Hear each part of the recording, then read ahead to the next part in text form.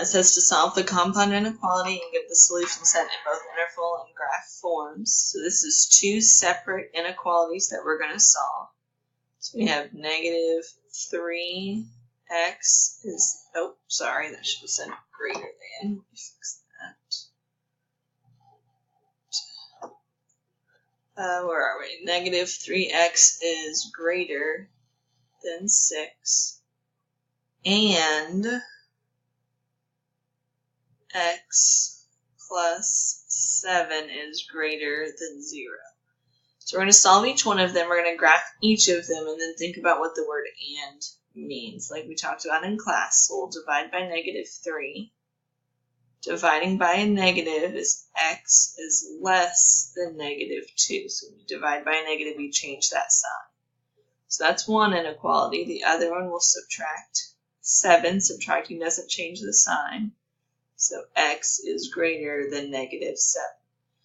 So what I recommend for this is drawing a number line for yourself.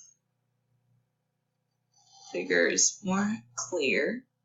Kind of mark where 0 is, mark where negative 2 would be, and mark where negative 7 would be. Now with one color, I'm going to graph x is less than negative 2.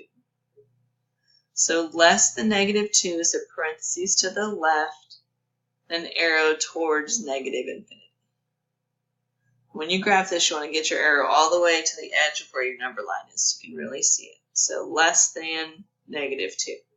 Then with a different color, I'm going to graph x is greater than negative 7. So greater than is to the right. It's an arrow all the way to positive infinity. So what it's asking is where are they both true? So the word and in mathematics means both.